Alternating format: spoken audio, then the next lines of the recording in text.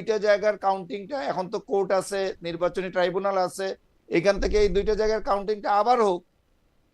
এবং ওকে একটা তো অলরেডি কোর্টে চলে গেছে, একটা অলরেডি চলে জাহিদ গেছে। ভাই, জাহিদ মানে ভাই আমরা অন্য জাহিদ ভাই এটা আমরা গেল ওয়ান থিং। জি আরেকটা হলো 6 পয়েন্ট, আমি শেষ করে দিচ্ছি। জি 6টা আসনে এনসিপি জিতছে। হুম আপনি দেখেন যে এনসিপি, এখানে দুইটা বিষয়। ইউনূস সাহেব উনি বলছেন যে ছাত্ররাই আমাকে ক্ষমতায় বসিয়েছে, এই হুম কথাটা কিন্তু উনি প্রথম দিনও বলছেন, বিভিন্ন বক্তৃতায় বলছেন। তো ন্যাচারালি তাদের প্রতি উনার একটা সফট কর্নার ছিল।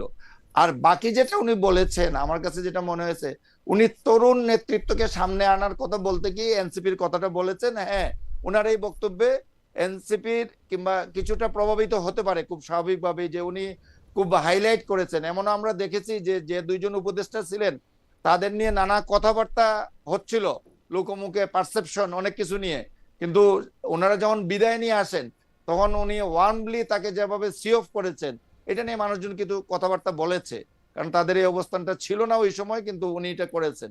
তো এইরকম কিছু ছোটখাটো বিষয় হয়তো আছে, এটা বলা যেতে পারে। বাট 6টা আসনে এনসিপি যে জিতে আসছে, ওইটা আপনি যেমনটি বলেছেন, আমি সার্জিসের একটা বক্তব্য শুনছিলাম যে আমরা যদি বিএনপির সাথে যেতাম তাহলে বিএনপির লোকজন আমার সাথে মাঠে কাজ করতো না, আমরা আর অনেক কম ভোট পেতাম।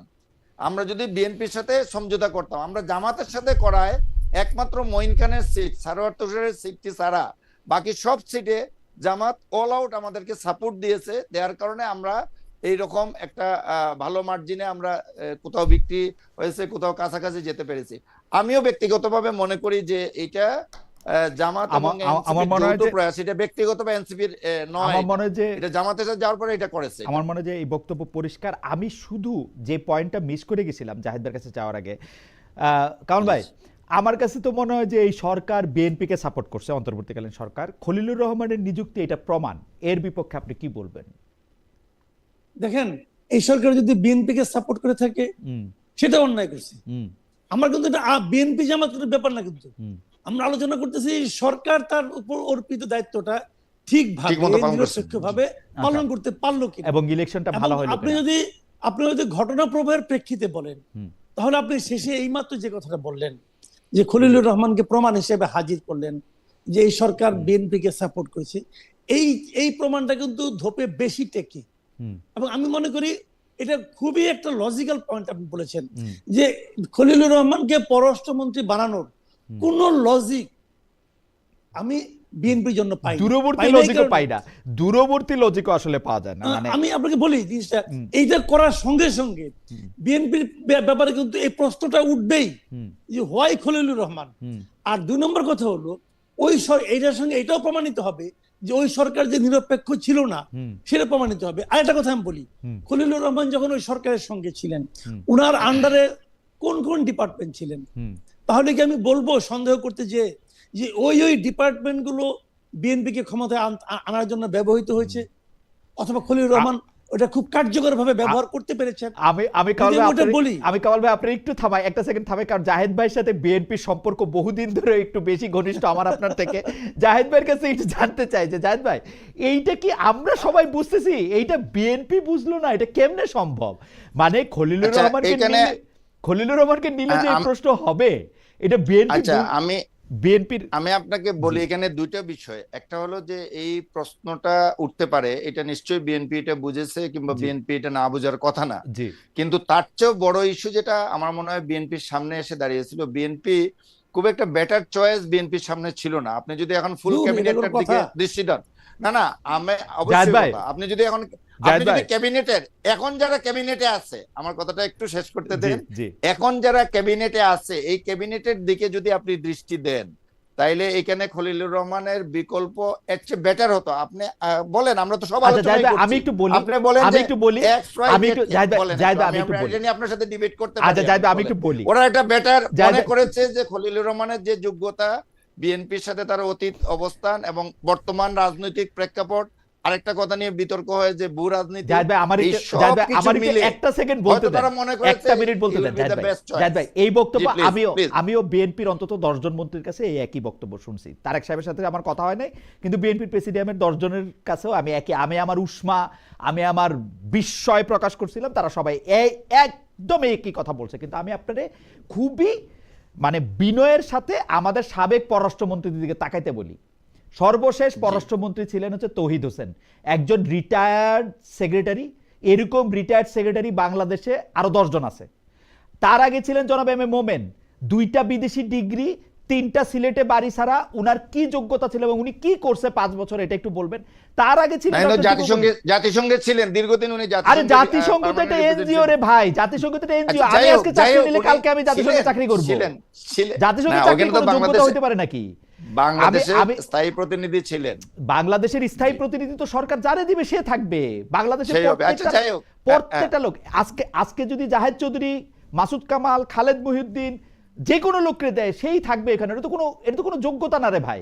আমি আপনাদের বলি, তার আগে ছিলেন ডাক্তার দীপুমণি, একজন এমবিবিএস ডাক্তার। তার বাবা আওয়ামী লীগের বিরাট নেতা ছিলেন। তার আগে যারা ছিলেন সিলেটে বাড়ি, হুমায়ুন রশিদ চৌধুরী, অমুক তমুক, আরো 10টা নাম আমি কইতে পারি। ঘটনা হইলো যোগ্যতা আবার কি? চেয়ারে বসলে আবার যোগ্যতা কি? কার যোগ্যতা কত? পররাষ্ট্রমন্ত্রী যদি কি যোগ্যতা লাগে না, এখনকার বাস্তবতায় আপনি কিন্তু আমি যদি এটাকে একটু বলতে চাই, দেখেন আওয়ামী লীগের সময়ে বিষয়টা ভিন্ন রকম ছিল। আওয়ামী লীগের সময় পুরো জিনিসটা অন্যরা নিয়ন্ত্রণ করছে এবং এইটা ওই চেয়ারে একজনকে বসাই রাখতে হয়, ওই একজন চেয়ারে বসাই ছিল, অনেকটা ওই রকম, তাকে দিয়ে পারপাস সার্ভ করিয়েছে।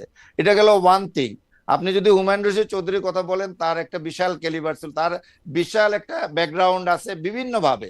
তা তো ক্যারিয়ার ডিপ্লোমেট এবং শুরু থেকেই বিভিন্ন জায়গায় দায়িত্ব পালন করেছে এবং পড়াশোনা একাডেমিক যাই বলেন না কেন। এখনকার প্রেক্ষাপটটা কিন্তু খুবই, আপনি ওইভাবে দেখেন, খুব ফেয়ারলি যদি দেখেন, এখনকার ক্যাবিনেটে আপনি বলছেন হ্যাঁ বাইরে থেকে অবশ্যই নিয়ে আসা যেত। বিএনপির প্রতি সিম্পেথাইজ, বিএনপি গভর্নর, বিএনপি মাইন্ডেড, আমি বিশ্বাস করি আরো বহু যোগ্য লোক বাইরে অনেকে আছেন, কিন্তু ক্যাবিনেটে এই মুহূর্তে যারা আছেন তাদের মধ্যে পররাষ্ট্র মন্ত্রণালয়ের দায়িত্ব নেওয়ার জন্য আমার কাছে মনে হয়েছে যে ডক্টর খলিল ফিটেস্ট পারসন। ওকে, এটা ওয়ান থিং। Thank you. আচ্ছা জাহিদ ভাই বলা বলছে, আমি একটু কামাল ভাইয়ের কাছে শুনতে চাই। কামাল ভাই, আমার আর্গুমেন্ট হচ্ছে চেয়ারে বসাইলেই হয় এমন কোনো ভালো কাজ ডক্টর খলিল রহমান করে নাই। 10 তারিখ ক্ষমতা ছেড়ে দিব, 9 তারিখ গিয়ে চুক্তি স্বাক্ষর করে আসছে এবং এই চুক্তি পুরোটাই বাংলাদেশের বিপক্ষে যাবে। আমি 100-100-র মধ্যে 300 আমি এটা দেখাতে পারি। এই চুক্তি কোনো পড়ালেখা জানা লোক করতে পারে না, শুধু পড়ালেখা জানা লোক করতে পারে না। এটা কথা বলি, শুনেন ভাইয়া আমি একটা কথা বলি সিম্পল কথা। দেখেন জাহেদ চৌধুরী যে কথাটা বললেন, এটা ছাড়া আসলে বিএনপি যারা করেন অথবা যারা নাকি বিএনপিকে ভালোবাসেন তাদের জন্য এর চেয়ে ভালো কোনো যুক্তি আসলে আর নাই। উনি সর্বোচ্চ যুক্তিটা দিয়েছেন। কিন্তু আমার কথাটা হলো কি, উনি বললেন না যে বিএনপি মাইন্ডেড অনেকের মধ্যে হয়তো এর চেয়ে যোগ্য লোক আছে কিন্তু ক্যাবিনেটের মধ্যে নাই। ভাই এই খলিলুর রহমান তো বিএনপি মাইন্ডেডও না। যদি উনি বিএনপি মাইন্ডেড হয়ে থাকেন, তাহলে যে ওই যে সন্দেহটা যে এই সরকারের উনি যে দায়িত্বে ছিলেন, উনি বিএনপিকে ক্ষমতায় আনতে চেয়েছেন, সেটা কি আরো বেশি দৃঢ় হয় না? উনি অ্যাকচুয়ালি যে দায়িত্বে ছিলেন না, এটার আনসারটা আমি আপনাকে বলি। উনি অ্যাকচুয়ালি যে দায়িত্বে ছিলেন ওই দায়িত্বটা তো উনি পালন করতে পারছিলেন না, এটা আপনিও জানেন আমিও জানি। ওনারে যে ন্যাশনাল সিকিউরিটি অ্যাডভাইজার করা হয়েছিল, উনি আসলে ন্যাশনাল সিকিউরিটি অ্যাডভাইজারের কোনো দায়িত্বই পালন করতে পারেন নাই।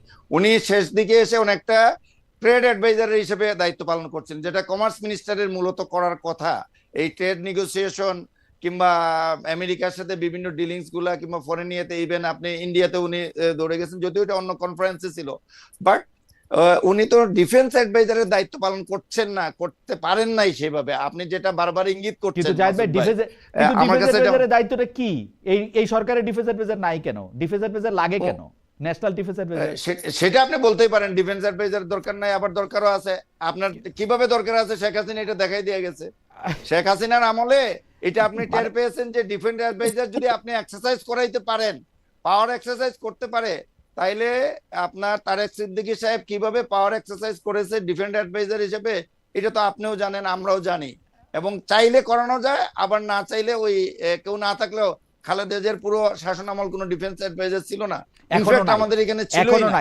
তবে আমি একটু কামাল ভাই উল্টা দিক থেকে প্রশ্ন করতে চাই। কামাল ভাই, যদি সত্যি বিএনপির মনে এই ধারণা থাকতো যে আমরা সবাই আঙ্গুল তুলবো খলিলুর রহমান কেন এখানে আসলো, বিশেষ করে খলিলুর রহমানের উপস্থিতি নিয়ে বিএনপি অনেক প্রশ্ন তুলছিল, তাহলে বিএনপি কিন্তু এত সাহস করে এত ব্লান্টলি এই ডিসিশন নিত না, ওনাকে আড়ালে রাখা দিত বা যাদের সাথে ষড়যন্ত্র করছে তাদের সাথে আসলে কথাই বলতো না।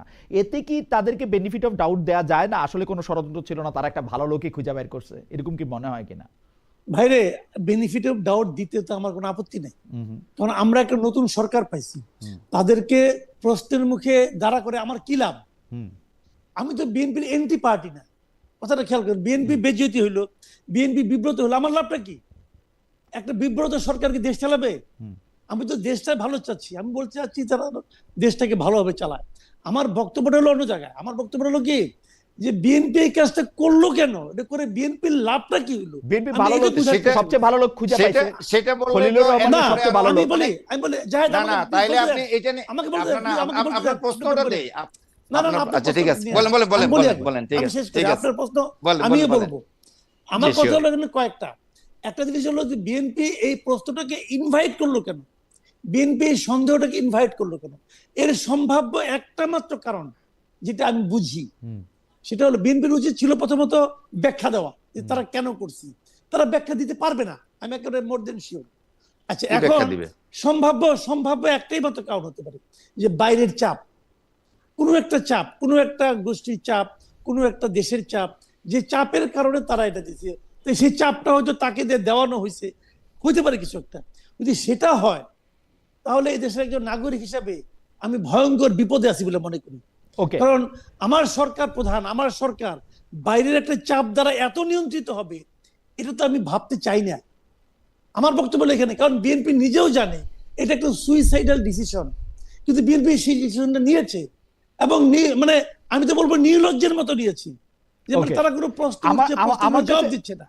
আমরা পরবর্তী প্রসঙ্গে যাই জাহেদ ভাই। এই প্রসঙ্গটা জাহেদ ভাই আমি কামাল ভাইকে দিয়ে শুরু করতে চাই, আপনাকে এর করতে চাই, কারণ প্রসঙ্গটা এরকম যে আমরা দেখেছি যে ইরান আক্রান্ত হয়েছে, ইরানের সুপ্রিম লিডার সহ ইরানের বহু সামরিক নেতৃবৃন্দ বা যারা নেতৃত্ব দিয়েছেন তাদের সবাইকে মারা হয়েছে, সবাই এখানে নিহত হয়েছেন। মার্কিন যুক্তরাষ্ট্র বলছে যে এইটা আসলে একটা নেসেসারি এভিল, আমাদের এই কাজ করতে হইতো, এটা আমাদের জন্য, এবং ইসরায়েলের সাথে মিলে আমরা এটা করেছি। ইরান তার পাল্টা জবাব হিসেবে মধ্যপ্রাচ্যে বিভিন্ন জায়গায় থাকা যেটা হচ্ছে যে বেজ, ইউএস বেজ বলে বিভিন্ন জায়গায় তারা আক্রমণ করেছে, বিভিন্ন কি পয়েন্টটা তারা আক্রমণ করেছে। বাংলাদেশ সরকারের ন্যাচারালি কিছু একটা প্রতিক্রিয়া দেখাতে হয়েছে, তারা একটা প্রতিক্রিয়া দেখিয়েছে। সেই প্রতিক্রিয়াটা আমরা জানি, প্রথমে তারা দুঃখ প্রকাশ করেছে, তারপর আবার এটার জন্য আবার দুঃখ প্রকাশ করেছে, একবার ইরানের পক্ষে গেছে, একবার ইরানের বিপক্ষে গেছে। কিন্তু আসলে বাংলাদেশ সরকারের জন্য প্রপার পলিসি কি হতে পারতো? কামাল ভাই আপনি কি মনে করেন? জাহেদ ভাই আপনি কি মনে করেন? আমি কামাল ভাই কিন্তু শুরু করতে চাই, কারণ সেইখানে হচ্ছে যে মানে আমরা এমন একটা অবস্থায় আছি, ইরান ক্ষতিগ্রস্ত করেছে কাতার, দুবাই, সৌদি আরব, ওমান, বাহরাইনের কিছু অংশকে, যেখানে আমাদের শত শত লক্ষ লক্ষ লোক এখানে কাজ করতেছে। সেখানে আবার ইরানের উপরে হামলাটাকেও আমরা আসলে ভালো চোখে দেখতে পারতেছি না। আমরা আসলে পররাষ্ট্র মানে আমার নুরুল কবির ভাইয়ের কথা মনে হচ্ছে, নুরুল কবির ভাই বলতেছেন যে এরকম একটা স্পষ্ট অবস্থান নিচ্ছে না, নাম নিচ্ছে না, কিন্তু আসলে আমরা কি করতে পারতাম? এই অবস্থানটা আমাদের কি হইতে পারতো? কামাল ভাই যদি একটু বলেন। দেখেন, আমরা মানে বৈশ্বিকভাবে যদি বিবেচনা করি, আমরা যে অবস্থানে আছি,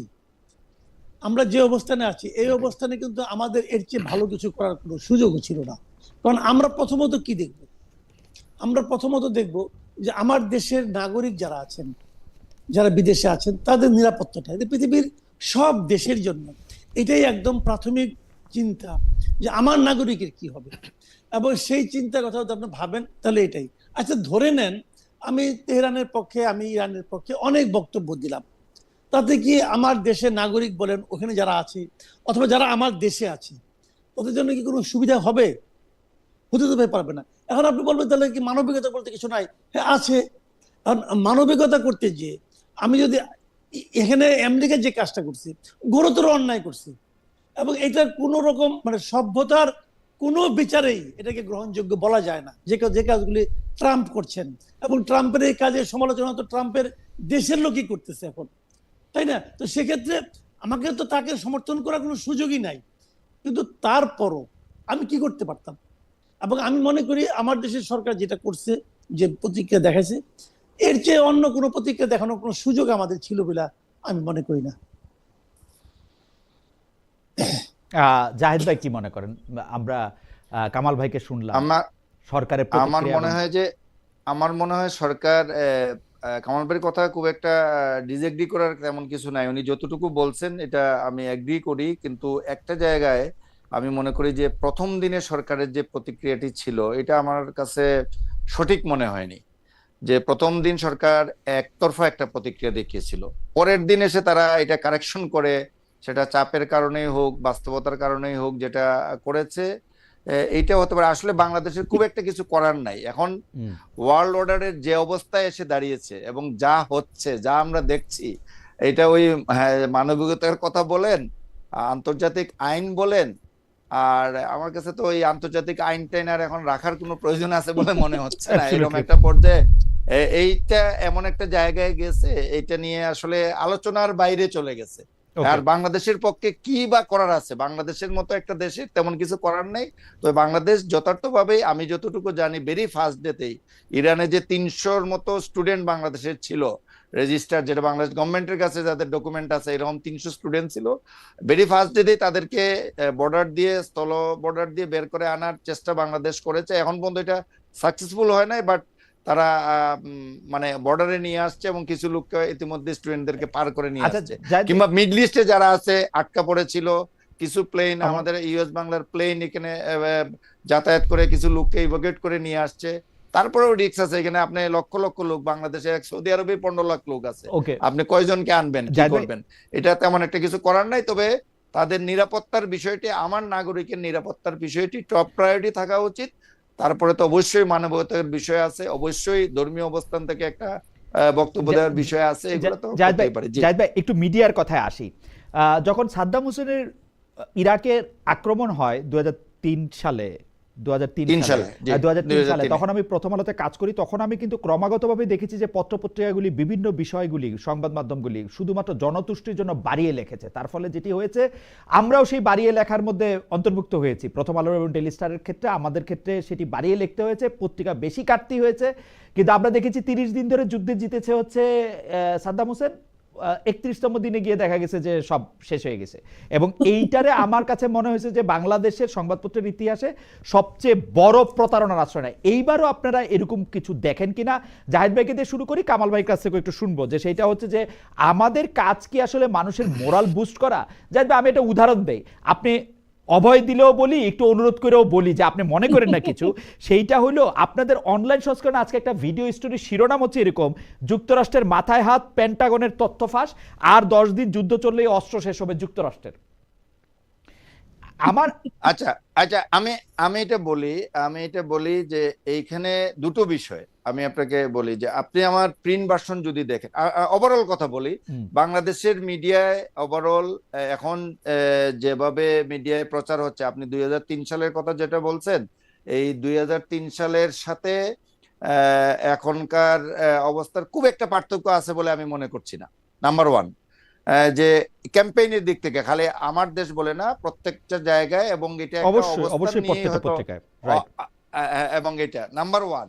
নাম্বার টু, আপনি স্পেসিফিক যেটা বলছেন আজকে, এটা কিন্তু একটা আমেরিকান ইয়ের স্টেটমেন্ট, তাদের ইন্টারনাল ইয়েতে, এবং এটা আমি সোর্সটা এই মুহূর্তে মনে করতে পারছি না, বাট এটা একটা ডিপেন্ডেবল সোর্সে কিন্তু তাদের ওই যে ইয়ের হেয়ারিং ছিল, সিনেট কমিটির হেয়ারিং এ এই কোয়েশ্চনটা কোনো একটা পর্যায়ে, কোনো একটা কমিটিতে, অনেকগুলো কমিটিতে তো হেয়ারিং হয়েছে, মার্কো রুবিওর হেয়ারিং হয়েছে সিনেট কমিটিতে, এর বাইরে আলাদা ফরেন অ্যাফেয়ার্স কমিটিতে হয়েছে, বিভিন্ন জায়গায় কোনো একটা কমিটির ইন্টারনাল সোর্সের নিউজ বলে এটা প্রচার হয়েছে। আমি মনে করছি না যে এটা বানিয়ে দিয়ে আমরা কোনো একটা ইয়েতে করছি। আর এখানে একটা জিনিস হয়, আপনাকে বলি, যেটা আমরা ইন্ডিয়া এবং পাকিস্তান ওয়ারের সময় এরকম আমাদের একটা ভিডিওতে এরকম একটা মিস্টেক বলবো আমি হয়েছিল, যে বিভিন্ন সোর্স থেকে নিউজগুলো, আমরা যেমন এএফপি সাবস্ক্রাইব করি, এএফপি নিউজটা, আমরা আল জাজিরা কিন্তু সাবস্ক্রাইব করি না, বাট আল জাজিরা একটা বেটার, এখন সবচেয়ে ভালো সোর্স হিসাবে বাংলাদেশের পত্রপত্রিকাগুলো এটা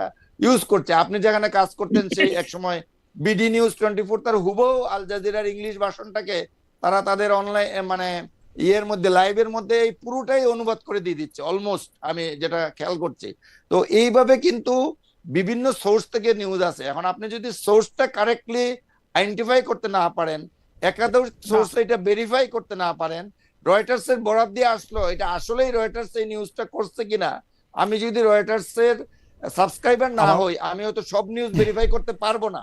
আমি সেকেন্ডারি সোর্স থেকে যদি নিউজটা নেই, এই ক্ষেত্রে এটা মিস্টেক হওয়ার সুযোগ থাকে। আমার কাছে মনে হয় এই জায়গাটাতে আমাদের কাজ করার সুযোগ আছে। আমার কাছে মনে হয় যে আমি যেটা খেয়াল করেছি 2003 সালে তখন হয়তো কি রয়টার্সের নিউজ থেকে জিনিসটা নেওয়া হয়তো, কিন্তু ধরেন রয়টার্স সারাক্ষণ বলল যে ইরাকের 50টা স্থাপনা ধ্বংস করা হয়েছে, আমেরিকা এত এত জায়গায় জিতছে। এইখানে রয়টার্সেরই একটা লাইন বাগদাদের একটি স্থানীয় রেডিও দাবি করেছে যে মার্কিন একটি প্লেনকে ভূপাতিত করা হয়েছে। আমাদের সম্মানিত নিউজ এডিটররা তখন আমরা তখন আমরা অত সিনিয়র ছিলাম না, এখন হইলে মানে ব্যাপারটা অন্যরকম হইলেও হইতে পারতাম, জানি না। ঘটনা হচ্ছে তারা বলতো এইটা সামনে নিয়ে আসেন খালেদ, এবং হেডিং হইতো আপনি আজকে স্পেসিফিক যে নিউজটার কথা বলছেন এখানে কিন্তু এটা করা হয় না, কারণ আমি ওই নিউজটা দেখেছি, আমি ওইটা শুনছি, এবং এখানে কিন্তু এটা করা হয় না। এটা মানে কোন ধরনের অনেক ধন্যবাদ, আপনাকে অনেক ধন্যবাদ। যদি এটা সিনেট হিয়ারিং এ যদি এটা সিনেট হিয়ারিং এ বলা হয়ে থাকে, আপনি কি এটা এখন আমি ওইটাই বললাম যে আমি প্রিন্টে এটা ছাপছেন জাহিদ ভাই, প্রিন্টে এটা ছাপছেন? না প্রিন্টে আমরা অনেক কিছুই স্পেসের জন্য আমরা অনেক কিছুই দিতে পারি না, এটা তো কিংবা ভিতরে যায় কিন্তু এটা অনেক কিছুই ভিতরে যায়। এইটা নিয়ে তো যদি সত্য হইতো এটা তো লিড স্টোরি হওয়া উচিত, যুক্তরাষ্ট্রের অস্ত্র যদি 10 দিনে শেষ হয়ে যায়। না আছে আমার হেডিং এ নাই, আমি যেটা বলতে চাচ্ছি দেখেন আমার লিড স্টোরি হওয়া উচিত। আমি যেমন আজকেও হাওয়েভার জাহিদ ভাই আমরা একটু আগাই। আপনি এখানে দেখেন আপনার প্রেসিডেন্টের, আমি একটা লাইন বলে শেষ করি, যেমন আপনি দেখেন মার্কো রুবিওর কথা যদি বলি, উনার স্টেটমেন্টে তো 24 ঘন্টার ভিতর 3টা স্টেটমেন্ট আমরা পেয়েছি। এখন আপনি যেটা আমাকে প্রশ্ন তুলতেছেন, উনারাই তো 24 ঘন্টার ভিতর 3 রকম মার্কো রুবিওকে আমি ফলো করতেছি। মার্কিন পররাষ্ট্র মন্ত্রণালয়ের কথা বা মার্কিন কথা যে আমি খুব ফলো করতেছি ব্যাপারটা, মানে খুব বিশ্বাস করতেছি ব্যাপারটা এরকম না, ফলো করলো। যাই হোক, আপনি এখন যুদ্ধের সময় তো দুই পক্ষ থেকে এরকম দাবি করা হয়। যেমন আজকে আরেকটা গুরুত্বপূর্ণ নিউজ আপনি বলেন নাই, ইরানের তরফ থেকে একটা দাবি করা হয়েছে, এবং খুব দায়িত্বশীল কর্মকর্তা ব্রিফিং এ দাবি করছেন যে আমরা 500 মার্কিন সৈন্যকে হত্যা করেছি এই পর্যন্ত, এই যুদ্ধে 500 মার্কিন সৈন্য প্রাণ হারিয়েছে। ওকে জাহিদ ভাই, ভয়ঙ্কর জিনিস। জাহিদ ভাই থ্যাংক ইউ। আপনি যেহেতু কোর্ট উল্লেখ করছেন সেটা, তবে আমার কাছে মনে হয় যদি এটা আপনি মানে there is no way you can be halfway pregnant, আপনি যদি এটা অনলাইনের মধ্যে এটা ছাপান, যুক্তরাষ্ট্রের মাথা 10 দিন অস্ত্র চালালে যুদ্ধ যুক্তরাষ্ট্রে শেষ হয়ে যাবে, এটা লিড স্টোরি হওয়া উচিত বা ফ্রন্ট পেজে অনেক গুরুত্ব দিয়ে ছাপা হওয়া উচিত, এটা আমার কাছে মনে হয় আর কি। হাওয়েভার ক্রাইসিস হবে, জিনিসটা হলো ক্রাইসিস, মানে ইনফ্যাক্ট শেষ হয়ে যাবে, এটাকে মিন করছে যে আমি পড়তেছি শেষ হয়ে যাবে, আমি পড়তেছি শেষ হবে, মানে ইনার মিনিং তো আমার কাছে পড়া সম্ভব না, আমি তো শব্দ করতেছি। যাই হোক, আমি একটু কামাল ভাইয়ের কাছে জানতে চাই। কামাল ভাই যেহেতু নিউজ পেপারের বাইরে আছে, কামাল ভাই বা আমার পক্ষে এগুলি সমালোচনা করা সহজ, কিন্তু আমি একটু দায়িত্ব নিয়ে বলি, আমাদের সময়ে এই যুদ্ধের সময় পত্রিকার এডিটোরিয়াল দায়িত্ব চলে যায় সার্কুলেশন ম্যানেজারের কাছে। সার্কুলেশন ম্যানেজার আইসা বলে, কামাল ভাই আপনি জানেন সিস্টেমটা, কারণ আপনি জনগণের মধ্যে আছেন, যে আপনি আরেকটু লেখা দেন, আরো বাড়বে। কিন্তু এখন কিন্তু এই সিচুয়েশনটা নাই। আমি আপনাকে একটা কথা বলি, যে এখন প্রিন্টের ক্ষেত্রে টোটালি নাই, কারণ এই যুদ্ধ শুরু হওয়ার পরে অনলাইনে আছে, সেইজন্য আমরা অনলাইনে দিচ্ছি। প্রিন্টের ক্ষেত্রে যুদ্ধ শুরু হওয়ার আগে যে সার্কুলেশন ছিল আমার পত্রিকার, যুদ্ধ শুরু হওয়ার পরে একই সার্কুলেশন আছে, আমি জেনে শুনে বলছি। মিডিয়াম বদলাইছে, এবং মিডিয়াম বদলাইছে, আমি সার্কুলেশন অনলাইনেও নাই, সরি এখন অনলাইন এডিটর ঠিক করে দিচ্ছে জিনিস। কারণ আপনার কাছে একটু শুনতে।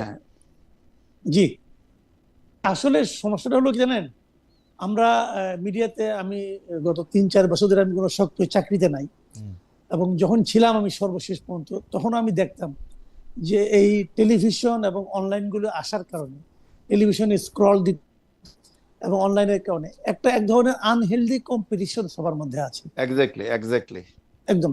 এবং এই কম্পিটিশনটা কিন্তু আসলে প্রকৃত জার্নালিজমকে নষ্ট করে দিচ্ছে, ধ্বংস করে দিচ্ছে। আমি এখন মনে করেন আপনার এই অনুষ্ঠান ইউটিউবে যাচ্ছে, আমিও ইউটিউবের সঙ্গে কাজ করি, ওখানে দেখবেন আপনার ক্লিক বেট তো আছেই, মানে ভেতরের সঙ্গে উপরে শিরোনামে কোনো মিলই নাই, দিচ্ছে মানুষকে আকৃষ্ট করার জন্য। এগুলো আসলে লং রানে খুব একটা কার্যকর হয় বলে আমার কাছে মনে হয় না। সাময়িক একটা কিছু হয়, কিন্তু এখন এটা হয় কি কারণে, এটা ওই যে বললাম যে একটা আনহেলদি বলে আর যাই বলি, এক ধরনের কম্পিটিশন তো আছে, মালিক পক্ষ আছে, তারাও বলে যে ওরা দেখেন এত কিছু করতে, ওরা এরকম লিখলো, আপনি লিখলেন না। ওই যে উদাহরণটা আপনি দিলেন যে 30 দিন ইরাক জিতছে, 31 দিন জানলাম যে না, ইরাক তো নাই, ইরাক কিন্তু ওরা হারতে শুরু করে না, একবারে হেরে যায়। তো এখন এখানেও যত কিছু আপনি বলেন, এটা তো একটা অসম যুদ্ধ, অন্যায়, অসম এবং অসম্ভব যুদ্ধ, মানে এই যুদ্ধটা চাপিয়ে দেওয়া হয়েছে আসলে ইরানের উপরে, মানে এটা তাকে চাপাই দেওয়া হয়েছে। ইরান তার সামর্থ্য অনুযায়ী চেষ্টা করতেছে ফেরানোর জন্য, এবং ইরানের স্ট্র্যাটেজি অন্যরকম। না কামাল ভাই, আমি কোথায় আপনি একটু দৃষ্টি আকর্ষণ করতে চাই, আমি বাংলাদেশের মিডিয়াতে দেখি একটা জনতুষ্টিমূলক সাংবাদিকতা করার আগ্রহ। সেটা আমি যতদিন বাংলাদেশের মিডিয়াতে কাজ করছি সেই সময় আমরা দেখছি। যেমন দেখেন, যখন ইফটিজিং নিয়ে কথা হয়, সারা বাংলাদেশে শুধু ইফটিজিং নিয়ে কথা হয়। যখন এখানের মধ্যে থেকে কি সড়ক দুর্ঘটনা নিয়ে কথা হয়, আপনি দেখবেন খালি সড়ক দুর্ঘটনা নিয়ে কথা হয়। মানে এই যে জনতুষ্টিমূলক যেই কথাটা মুখের সামনে মানুষের আছে, মানে যেটা চলতেছে ওইটারে যে খবর বানায়, আমরা সাংবাদিকরা কেমনে পরে আবার বলবো যে না আমাদের কথা তোমরা বিশ্বাস করো? আমি আমার একটা অভিজ্ঞতার কথা বলি। আমি তো জীবনে মানে বিভিন্ন ধরনের মিডিয়ায় চাকরি করেছি, মানে প্রিন্ট মিডিয়া করেছি, উইকলিতে করেছি, ডেইলিতে করেছি, ইলেকট্রনিক মিডিয়ায় করেছি, অনলাইন মিডিয়াতে করেছি, সবগুলোতে করেছি। আমার দেশে আমার সহকর্মী, আমার দেশের শুরুতে আমার সহকর্মী ছিলেন, জাহিদের সহকর্মীও ছিলাম, ওখান থেকে অনেক কিছু শিখেছি। হ্যাঁ, কিন্তু আমার কাছে কিছু জানেন কি, আমি এই 12 মিটিং এ দেখেছি যে একটা থিওরি তারা সবাই বলে আর কি, আপনি কি লিখলেন, আপনি কি জানেন সেটা ইম্পর্টেন্ট না। ইম্পর্টেন্ট হলো আপনার পাঠক কি জানে। আপনার পাঠক যদি মনে করে যে সে যা বিশ্বাস করে ওই বিশ্বাসের কথাই আপনি এখানে তুলে ধরলেন, তাহলে আপনার পত্রিকাটা চলবে। দেখেন কি ভয়ঙ্কর, মানে কি ভয়ঙ্কর একটা দৃষ্টিভঙ্গি। কিন্তু আজকে না, এটা আজকে থেকে 20 বছর আগে, 30 বছর আগেও আমি এই প্র্যাকটিসটা দেখেছি। এই যে আমাদের এই 12 মিটিং এ আমাদের এডিটররা এই ধরনের কথাগুলো বলতেন যে আপনি পাঠক কি জানতে চায়, পাঠক কি শুনতে চায়, পাঠক কি পড়তে চায়, আপনি তার রিফ্লেকশন আপনার লেখায় এবং পত্রিকার পৃষ্ঠায় এই জন্যই তো সাংবাদিকতা এখন এমন হয়েছে। এটা তো একদিনে হয় নাই, এটা তো একদিনে হয় নাই, এটা তো একদিনে হয় নাই, এটা এমনই হয়েছে। এবং আমাদের যারা ওস্তাদরা আছে, আমাদের যারা মানে যারা এগুলি বলছে, তাদের সবার বিচার হইতে হবে। কিন্তু মানে আমি কইতেছি না আদালতে গিয়ে বিচার হইব, জেল হইব, জরিমানা হইব, তাদেরকে কিন্তু ক্রিটিক্যালি দেখতে হবে। কারণ আপনি পাঠক কি চাইতে ভাই, শেষ বিচারে তো পাঠকই আপনার পাঠকের জাজ করবে। পাঠক যদি ভাই আমি একটা কথা বলি বিনয়ের সঙ্গে, আপনারা দুজন মুরব্বী, পাঠকের জাজমেন্ট সাংবাদিক ফলো করবে না। কারণ হচ্ছে যে পাঠক তো গণকুটিতে মানুষ মারে রে ভাই, পাঠক তো গণকুটিতে মানুষ মারে। হ্যাঁ, সেটা ঠিক। আমি একটা কথা বলি এখানে, ইদানিং যেটা হয়েছে যে টেলিভিশনে স্ক্রল একটা আতঙ্কের নাম হয়ে গেছে। আমি প্রায় এটা ফেস করি, আমাদের পত্রিকায় ফেস করি, যে দেখা যাচ্ছে ওই দিনই আমি একটা বিষয় নিয়ে খুব সবার সাথে মানে অনলাইনের এদের সাথে হইচই করছিলাম, যে ওই অনলাইন রুমে আমার 3টা টেলিভিশন চলতেছে, 3টা চ্যানেল চলতেছে যেগুলা বেশি পপুলার কিংবা যারা তাৎক্ষণিকভাবে নিউজ দিতে পারে। তো 3টা চ্যানেলের স্ক্রলেই দেখলাম একটা নিউজ যাচ্ছে, এবং তারা বলল যে আমরা টেলিভিশনে স্ক্রল দেখে আমি নিউজটা দিয়ে দিছি। আমি বললাম আমার রিপোর্টার ছিল, তাকে আপনি হ্যাঁ আমি ফোন দিয়েছিলাম, উনি ফোন ধরেন নাই। তো ভাইটাল জিনিস দেখছি। আমি বললাম তো ইনফরমেশনটা ঠিক না, এবং আমি বললাম যে আমি খোঁজ নিছি। আমি একটা কথা বলি, যে হচ্ছে অন্য টেলিভিশনের স্ক্রল দেখে নিউজ দেয়, তার ওই নিউজ ডেস্কে বসার কোনো যোগ্যতা নাই, কোনো এক্স্যাক্টলি। এখন 1 ঘন্টা নিউজ ম্যানেজারের যেটা করা উচিত, ফার্স্ট থিং নিউজ ম্যানেজারের যেটা করা উচিত, head must be role first thing. এটা যেটা করা উচিত, আমি এখনো দায়িত্ব নিয়ে বলি, ইন্ডিপেন্ডেন্ট টেলিভিশনে বিডি নিউজে, আমি বলি বিডি নিউজে ইন্ডিপেন্ডেন্ট টেলিভিশনে আমি কাজ করছি, বিডি নিউজের নিউজ এডিটর ছিলাম, ইন্ডিপেন্ডেন্ট টেলিভিশনে হেড অফ নিউজ ছিলাম, এক্সিকিউটিভ এডিটর ছিলাম। একজন যদি এরকম একটা জিনিস জীবনে করছে, তার মিনিমাম শাস্তি হয়েছে 7 দিন, আর সেই ডেস্কে সে আর জীবনে বসবে না 7 দিন। হাউএভার আমি একটু আপনার কথা আসি জাহিদ ভাই। আপনি একটা টক শোতে বলছেন, আচ্ছা আপনার কথা বলার আগে আমি একটু মানে কি বলে আমাদের দর্শকদের কাছে জানতে চাইছিলাম যে কূটনৈতিকভাবে ইরান সংকটের সমাধানের জন্য যুক্তরাষ্ট্রের প্রতি আহ্বান জানিয়েছে বাংলাদেশ। প্রিয় দর্শক, আলোচনার মাধ্যমে সংকট সমাধানে আর কোনো সুযোগ আছে বলে মনে করেন কিনা? শতকরা 24% মনে করেন যে আলোচনার মাধ্যমে সুযোগ এটা সম্ভব আছে, শতকরা 76% মনে করে যে এটা সম্ভব না। জাহিদ ভাই, এইটাও আপনাকে দিয়ে একটু শুরু করতে হইতেছে, কারণ এটা বক্তব্যটা আপনার, কিন্তু আপনি একটু সংক্ষেপে বলেন, কারণ আমরা একটু কামাল ভাইয়ের একটু শুনতে চাই। আপনি যা বলার তো বলেই দিচ্ছেন। এক বছর আগে আপনি একটা টক শোতে বলছিলেন যে কর্পোরেট মালিকানার মিডিয়াগুলো সাংবাদিকদের একদিকে মালিক পক্ষের স্বার্থে কাজ করতে হয়, অন্যদিকে সাংবাদিকরাও যেসব প্রলোভনে থাকেন তার মধ্যে সরকার থেকে প্লট অফ ফ্ল্যাট পেতে হবে, প্রধানমন্ত্রী ও মন্ত্রীদের সঙ্গে ট্যুর পেতে হবে, সরকারি সুযোগ সুবিধা নেওয়ার যে প্রবণতা, তার সমালোচনা আপনি ওই টক শোতে করেছেন। এখন জুলাই অভ্যুত্থান পরবর্তী বাংলাদেশে নির্বাচিত দলীয় একটি সরকার গঠিত হয়েছে, সাংবাদিকদের পরিস্থিতি এখন কেমন দেখছেন? আমি মাঝখানে একটু বলে রাখি, সালেহ শিবলি ভাই প্রেস সচিব হয়েছেন, সালেহ শিবলি ভাই তার টিম গুছাচ্ছেন। আমি যে দেখি তাদেরকে মানে কি বলে অভিনন্দন জানানো হচ্ছে ডিপিএস এপিএস হওয়ার জন্য, সেগুলি আমার কাছে অশ্লীল লাগে। আমার পজিশন হচ্ছে এইটা, মানে তারা ডিপিএস এপিএস হন খুবই ভালো কথা, একজন প্রেস সেক্রেটারি হন খুবই ভালো কথা, আরো বেশি ভালো কথা, কিন্তু এই যে সাংবাদিকরা অনেক বড় একটা চাকরি পাইছে, এটা আমার কাছে খুবই, যাই হোক জাহিদ ভাইয়ের কথা শুনি তারপরে কামাল ভাইয়ের কথা শুনবো। জাহিদ ভাই এটা একদম স্পষ্ট বলছিলেন যে এগুলি আপনার, জি জাহিদ ভাই। আপনি কোন জায়গা থেকে কোট করছেন জানি না, আমি অনেক জায়গায় কথা বলি, অনেক কিছু বলি, যদি আমি কতটুকু বলছি কি বলছি আমি মনে করতে পারছি না, বাট আমি যদি এইটা এই বক্তব্যকে সমর্থন করি, আমি এই বক্তব্যটাকে সমর্থন করি, এখনো করি। আমি একটু বলে দেই জাহিদ ভাই, আপনার মেমরি রিফ্রেশ, আমি মেমরি রিফ্রেশ করি। এইটা 2025-এর 23শে ফেব্রুয়ারি আপনি বলছেন, টক শোটার নাম ছিল জিরো আওয়ার, বিষয় ছিল নতুন বাংলাদেশের গণমাধ্যমের ভূমিকা, দিগন্ত মিডিয়া কর্পোরেশনের চেয়ারম্যান শিব্বির মাহমুদ এবং দৈনিক আমাদের সংবাদপত্র। বুঝতে পারছি, হ্যাঁ হ্যাঁ, এটা আমি বলছি যে আমি এটারে অন করি এখনো। এই জাতীয় বক্তব্য, এই কথাকে আপনি তো রেফারেন্স দিলেন, এটা ভালো। ওই টক শোতে আমি ছিলাম, আমার মনে আছে যে ওইরকম একটা আলোচনা ছিল। তো আমি এটাকে এখনো তাই মনে করি যে আসলে আমাদের সাংবাদিকদের আমরা নিজেরাই, আপনি জানেন কিনা জানি না, এখন এটা তো ব্যক্তিগত বিষয় এসে হয়ে যায়। আমি কিন্তু 84 সালে সাংবাদিকতা শুরু করছিলাম ইউনিভার্সিটি রিপোর্টার হিসেবে, দৈনিক বাংলাতে এই কাজটা শুরু করেছিলাম। 91 আমি স্টাফ রিপোর্টার হয়েছি, ওয়েস্ট বোর্ডে চাকরি করতাম, এবং আজকে ওই 84 হিসাব করলে কত, 42 বছর। আর যদি আমি প্রফেশন হিসেবে বলি তাহলে 36-37 বছর। আমার কিন্তু কোনো সরকারি প্লট নাই, আমার কিন্তু কোনো ফ্ল্যাট নেই, কোনো সম্পত্তি নেই। আমি আমার সারা জীবনে যদি বলেন, আমি বেগম খালেদা জিয়ার সাথে 94 সালে সাংবাদিক হিসেবে মালদ্বীপে একটা ট্যুরে গেছিলাম, আর 2003 সালে মালয়েশিয়াতে ওয়াইসি সামিট কভার করতে, আর ওইটা ছিল সার্ক সামিট কভার করতে। এই দুইটা প্রোগ্রাম ছাড়া ওইটাকে যদি বলেন যে এটাও এক ধরনের বিট করার কারণে এক ধরনের অ্যাডভান্টেজ, তো আমি তো এই অ্যাডভান্টেজের পিছনে ঘুরি নাই। আমার সাথে বিএনপি নেতাদের কি সম্পর্ক ছিল, কিংবা এর আগের দুইটা বিএনপি সরকারের, মানে আমার বিয়েতে 60 জনের 40 জন মন্ত্রী উপস্থিত ছিল, যারা পরে ক্যাবিনেটে আসছিল 60 জন, আওয়ামী লীগেরও ছিল 10 জন, জাতীয় পার্টির জামাতেরও লোকজন ছিল, সেটা অন্য জিনিস। আমি প্রফেশনাল অবস্থান থেকে বলছি, এটা 99-এর ঘটনা। কিন্তু আমি প্রফেশনাল প্রয়োজনে আমি সবার সাথে সম্পর্ক রাখতাম, আমার অ্যাক্সেস ছিল, কিন্তু এর বাইরে কখনো কোথাও এটা করিনি। কিংবা আমার সাথে কাজ করেন এখন বেগম খালেদা জিয়ার ডেপুটি প্রেস সেক্রেটারি ছিলেন, প্রেস না আমি সেটাও বলছি যে আমার সাথে কাজ করেন বেগম খালেদা জিয়ার ডেপুটি প্রেস সেক্রেটারি ছিলেন 91-এর আমলে, এবং আবদাল ভাই, সৈয়দ আবদাল আমার সবাই চিনেন আপনারা, ওনাকে দুইবার প্রেস ক্লাবের নির্বাচিত সেক্রেটারি ছিলেন। আজকেও উনি বাসে চড়ে যাতায়াত করেন, অফিস থেকে তাকে গাড়ি দেওয়া হয় নাই, উনি এখনো বাসে করে অনেক সময় যাতায়াত করেন।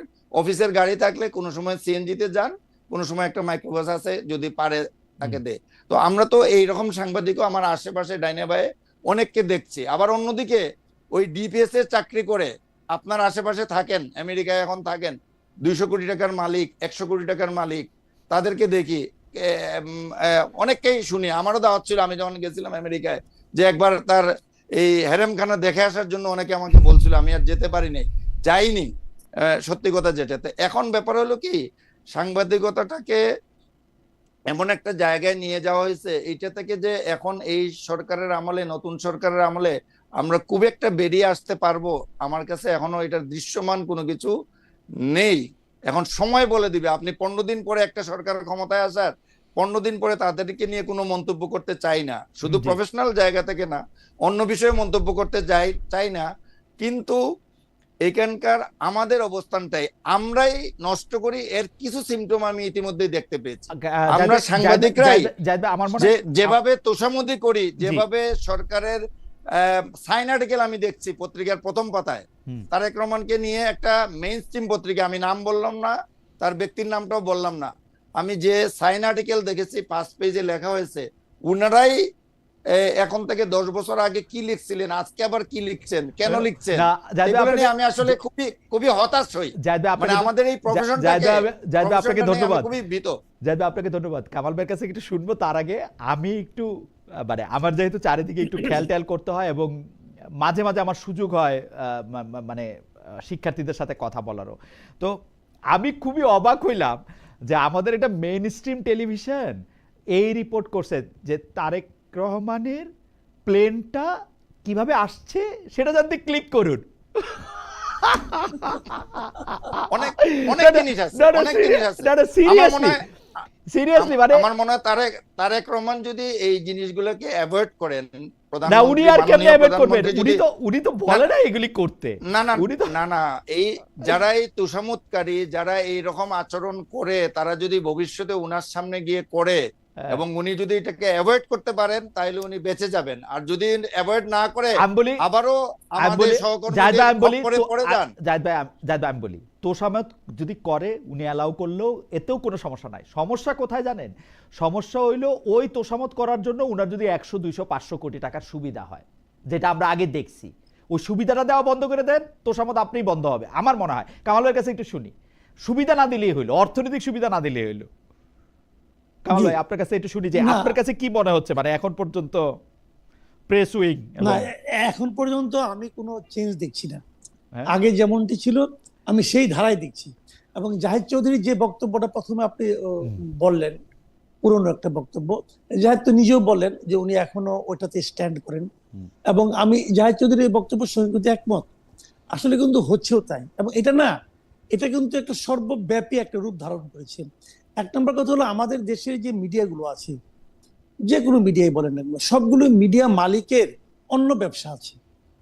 অন্য ব্যবসা থাকার কারণে তারা সেই মিডিয়াটাকে অন্য ব্যবসার সুবিধার জন্য, অথবা অন্য ব্যবসা তাদের যারা প্রতিদ্বন্দ্বী আছে, প্রতিদ্বন্দ্বীদেরকে ঘায়েল করার জন্য, অথবা প্রতিদ্বন্দ্বীদের আঘাতকে থামানোর জন্য তারা মিডিয়াকে ব্যবহার করে। যে কারণে চাইলেও একজন সাংবাদিক যদি মনে করেন সে কিছু একটা করতে চায়, কিছু একটা লিখতে চায়, সে কিন্তু চাইলেই পারে না। তাকে অনেকগুলো গেটকিপারের মাধ্যমে যেতে হবে, এবং প্রত্যেকটা গেটকিপারের কাজ হলো তার মালিক কি চায় সেই জিনিসটাকে এস্টাবলিশ করা, সেই জিনিসটাকে ধারণ করা। যে কারণে ওনার যে বক্তব্য, জাহিদের যে বক্তব্য, এই বক্তব্যটা তো এটাই আসলে এর কোনো ব্যত্যয় আমি এখনো দেখি না। এবং এখানে বিকল্পটা কি, সমস্যাটা কি হয়?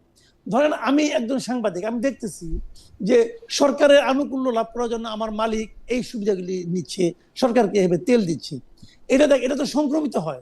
তখন ওই পত্রিকা যারা সিনিয়র জার্নালিস্ট আছে তারা ওই একই কাজ করে, যে মালিক তো একটা সুবিধা পাচ্ছে, তাহলে আমিও একটু সুবিধা নেই, সে আবার আরেক লাইনে একটা সুবিধা নেয়।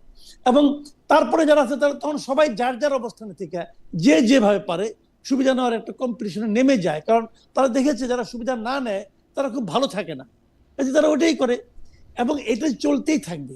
আমি এই জন্যই বলি, জানেন, মাঝে মাঝে আমি যেমন আপনাদের দুজনকে আমি একটা কথা বলি, দেখেন একজন লোক যখন ক্রিকেট খেলে, অথবা আপনার সন্তান যদি ক্রিকেট খেলা শিখতে চায়, আপনি তার সামনে কিন্তু একটা আইডল দাঁড় করাই দেন, যে তুমি টেন্ডুলকারের মতো হও, তুমি বিরাট কোহলির মতো হও, তুমি সাকিব আল হাসানের মতো হও, বলেন, কিন্তু যে ওই প্লেয়ারের মতো হওয়ার চেষ্টা করো। আপনার সন্তান যদি সাংবাদিক হতে চায় বাংলাদেশি, আপনি বাংলাদেশের একটা আইডল খুঁজে বের করতে পারবেন না এখন। আপনি বলতে পারবেন না তুমি অমুকের মতো হও, একদম একমত, আপনি বলতে পারবেন না। কিন্তু একটা প্রফেশনের জন্য এর চেয়ে ভয়ঙ্কর বাস্তবতার কি থাকতে পারে বলেন? খুবই কষ্ট করে, খুবই সত্য কথা। কিন্তু কামাল ভাই, আমার একটা প্রশ্ন আছে যে আমরা যদি এতই মালিকের মত দেখে আমরা চলতে পারবো, আমরা কেন একটা সওদাগরি জায়গায় চাকরি করলাম? সাংবাদিকতা কি আর এমন বেতন, আমরা পরে যাওয়ার পরে বেতন একটু ভালো হয়েছে, কিন্তু কি আর এমন, মানে কেন একটা সওদাগরি অফিসে চাকরি করলাম না, কেন চকবাজার থেকে আলু আই না কারণ বাজারে বেচি না আমরা, মানে এই সাংবাদিকতাটাই আমাদের কেন করতে হবে? মানে এটা হলো কি জানেন, এটা হলো কি একটা, আপনি একটা মনে করেন ভুল করে আপনি ক্লাস 8 এ থাকতে সিগারেট ধরে ফেলেছেন, ঠিক আছে, আপনি কিন্তু ইন্টারমিডিয়েট উঠা ইউনিভার্সিটিতে উঠা সেই সিগারেটের খরচ দিতে আপনার মাথা খারাপ হয়ে গেছে, সিগারেট আপনি ছাড়তেও চান, ছাড়তেও পারেন না। এটা হলো এই জিনিসের। কামাল ভাই, আরেকটা কি হইতে পারে যে আমাদের আর কিছু করার যোগ্যতাই নাই? না, আমি তা মনে করি না। না, এখানে আমি একটু বলি, আচ্ছা এখানে আমি একটু বলি, দেখেন আমি ওই কামাল ভাই যেটা বলছে যে 84-এ আমি এই লাইনে ঢুকে গেছি, ওই যে সিগারেট ধরে ফেলছি আর এটা ছাড়তে পারতেছি না, নেশায় পড়ে গেছি। প্রথম কথা যদিও একটু জাহিদ ভাই বলে রাখি, আপনি 42 বছর ধরে সাংবাদিকতা করেন, কিন্তু আপনার লাগেই 42, এইটা কেমনে, এটা একটু বললেন লোক। সেটা না, আমি শুনেন, মানে এটা হাজারো শুকরিয়া আদায় করি আল্লাহর কাছে যে এই যে গত কয়েকদিনে আমি অফিসে, এই 14 মাস হলো আমার দেশ বের হয়েছে, এই 14 মাসে আমি এভারেজে 15 ঘন্টা অফিস করছি এবং এখনো করতেছি, গতকালকেও করছি, গত পরশুও করছি, প্রতিদিনই করছি। আমি সকাল 9টার আগে অফিসে ঢুকি এবং রাত্রে 12টা 1টা 2টা। তার মানে আমার দেশ খারাপ হইলে দায় জাহিদ ভাইয়ের, আর যদি ভালো হয় তাহলে কৃতিত্ব মাহমুদুর রহমান সাহেবের, তাই তো? না, সেটা তো খারাপ হলে সব দায়িত্ব যাবে, কারণ আপনি জানেন ম্যানেজিং এডিটর হিসেবে আপনি তো সব দায়িত্ব, আপনারই সব দায়িত্ব। না, দায়িত্ব না, আমি কথাটা এই কারণে বললাম যে আমরা এটাকে আক্ষরিক অর্থে প্রফেশন হিসেবে নিয়ে নিয়েছি, যে কথাটা অনেকে চাকরি হিসেবে নেয়। সাংবাদিকতাকে ইনফ্যাক্ট এই 6 ঘন্টার চাকরি আর 8 ঘন্টার চাকরি হিসেবে নিলে অ্যাটলিস্ট যারা রিপোর্টার আছে তারা এটা নেওয়ার কোনো কারণ নেই, কিন্তু এখন অনেকে এইভাবেই নেয়। কিন্তু যারা একটু পুরানো, আমরা বয়স হয়ে গেছে, অনেকেই তার মধ্যে, আমি বলবো না যে আফজাল ভাই 42 বছর পরে এসে উনি সেরা একটা রিপোর্ট করছে। সারা অফিসের মধ্যে যেটা চ্যালেঞ্জ ছিল, আমাদের প্রথম দিন যে আমার দেশ বেরোলো সেই দিনের যে রিপোর্টটা আফজাল ভাই করেছে, যেটার প্রায় 4 মিলিয়ন মানে 40 লাখ ভিউয়ার হয়েছে মাল্টিমিডিয়ায়, এবং একটা টপে আছে আমাদের এখন মাল্টিমিডিয়াতে। তো আমরা এখন মানে প্রথম আলোর চেয়ে অনেক আগায় গেছে মাল্টিমিডিয়াতে। আমি এই কথাটা প্রকাশ্যেই বললাম, কারণ এটা সবাই জানে, যে কেউ চেক করে দেখতেও পারে। তো এই কথাটা এনে বললাম যে করার, সে কিন্তু 40 বছর আগে উনি ফিলিপস পুরস্কার পেয়েছিল বেস্ট রিপোর্টার হিসেবে। 40 বছর পরে এসে উনি আমাদের মান্থলি মিটিং এ বেস্ট রিপোর্টার তিনটা যখন নিয়ে গেছে, সবাই বলছে উনাকে লিস্ট থেকে বাদ দিতে হবে, লিস্ট আউট করতে হবে। উনি এক্সিকিউটিভ এডিটর, কিন্তু রিপোর্টার মিটিং এ রিপোর্টিং করতেছে, বলছে তাকে লিস্ট আউট করতে হবে, এরপরে তারা আর পুরস্কার দেওয়া যাবে না, পুরস্কার সবই নিয়ে নেবে। সো যে করার, আমার কথা হলো যে প্রফেশনালি এটাকে নিচে এবং কাজ করছে হয়তো হাতগোনা লোকজন, তারা হয়তো অতটা দৃষ্টিতে নেই, কিন্তু এটাকে প্রফেশন হিসেবে নিচ্ছে। কিন্তু বড় একটা অংশ আমাদের, যেটা আমি বলছি যে বড় একটা অংশই এটাকে ভিন্ন কাজে এখন ব্যবহার করছে, এই সাংবাদিকতা প্রফেশনটাকে। আর পিআর জার্নালিজমে আমরা টোটালি চলে গেছিলাম। জানি না ভবিষ্যতে আমরা কতদিন আবার একটু করে ব্যাক করার চেষ্টা করছি, কিন্তু সেটাতেও খুব একটা ভালো মনে হচ্ছে না। সামগ্রিকভাবে আপনি একটা দুইটা পত্রিকা ভালো করলেই তো হবে না, সবাইকে মিলিয়েই করতে হবে, পুরো ইন্ডাস্ট্রিটাই করতে হবে। আমার মনে হয় সরকারের একটা ভূমিকা থাকবে। আমার মনে হয় যে সরকারের ভূমিকা, তবে আমি জাহিদের সাথে এখানে বিনয়ের সাথে আমি দ্বিমত পোষণ করি। সরকারের ভূমিকা নিয়ে বা সরকারের ইয়ে নিয়ে সাংবাদিকতা করলে এটার মধ্যে বিভিন্ন রকম ঝামেলাও তৈরি হয়। সরকারের ভূমিকা, আমি দুইটা লাইন আমি সরকারের ভূমিকা বলি। এই সরকারকে এত করে বলা হয়েছিল যে আপনারা এই যে পত্রিকার যে সার্কুলেশন কার কত, এটা নিয়ে যে ঝামেলাগুলো হয়, প্রত্যেকটা আপনারা মিথ্যাবাদী বানান, এইটাকে আপনারা দয়া করে কারেক্ট করে দেন, একবারে এক্সাক্ট যা আছে সেইভাবে আপনারা করে দেন। অন্তর্বর্তী সরকারকে এটা রিকোয়েস্ট করা হয়েছিল। অন্তর্বর্তী সরকার পারবে না, ঠিক আছে, সরকার করে নাই। তো এইরকম ইচ্ছাকৃতভাবে আপনি বিজ্ঞাপনে কন্ট্রোল আনতে চাইবেন, এইভাবে করতে যাবেন, আমি এই জায়গাটায় সরকারি বিজ্ঞাপনের উপর নির্ভরশীল হইলে পত্রিকা, আমি জানি না। যাই হোক জাহিদ ভাই, আমি পরবর্তী প্রসঙ্গে আসি। এই প্রসঙ্গটা আমাদের শেষ প্রসঙ্গ, এটা আমি কামাল ভাইকে শুরু করতে চাই। কামাল ভাই, আপনি একটু বলার পরে আমি জাহিদ ভাইকে এই প্রশ্নটার প্রেক্ষিতে বা অন্য প্রশ্ন করব। মানে নির্বাচনের কয়েকদিন পর আমার সাথে, মানে আমি খেলাফতে মজলিসের মাওলানা মামুনুল হকের কথা বলার মানে সাক্ষাৎকার আমি নিয়েছিলাম। সেইখানে তিনি একটা কথা বলেছিলেন যে ডক্টর ইউনূসের 1.5 বছর ইসলামপন্থীরা বাংলাদেশের ইতিহাসে সবচেয়ে বেশি ক্ষমতা ভোগ করেছে। আপনি তার বক্তব্যের সাথে আপনি একমত কিনা? এইটা তিনি বলেছিলেন হচ্ছে এই প্রসঙ্গে যে ইসলামপন্থীরা সর্বোচ্চ ক্ষমতা ভোগ করেছে বলেই সবাইকে প্রোটেক্টেড থাকা গেছে, সংখ্যালঘুরা সবচেয়ে ভালো ছিল বা যারা অন্য মতাবলম্বী তারা সবচেয়ে ভালো ছিল। আমি কিন্তু প্রশ্ন করছিলাম যে এই 1.5 বছরে মাজার ভাঙা হয়েছে, বাউল আকরা বাউল প্রতিষ্ঠান ইয়া থেকে নিয়ে পুরাই দেওয়া হয়েছে, মানুষজন, মিডিয়া হাউস, সব জায়গায় অনেক ঝামেলা হয়েছে, উনি এগুলিকে বিচ্ছিন্ন ঘটনা বলছেন। আমার প্রশ্ন হচ্ছে যে আপনিও এরকমটা মনে করেন কিনা যে ইসলামপন্থীরা সর্বোচ্চ ক্ষমতা দখল মানে ভোগ করছে ইডিওলজিক্যালি? আমার পরবর্তী প্রশ্ন হচ্ছে এখন ক্ষমতাটা আসলে কার কাছে? মানে বিএনপি তো দলগতভাবে নিজেদের চেহারাটা একটু অন্যভাবে করতে চাইতেছে, মানে ফার রাইট বা সেন্টার রাইট থেকে ওরা একটু লেফট লিনিয়েন্ট রাইট হতে যাচ্ছে কিনা, ওই জায়গাটাও যদি একটু বলেন। আমরা জাহেদ ভাইয়ের কাছেও এটা পরে শুনবো, আপনার কাছে আগে একটু শুনে নিই।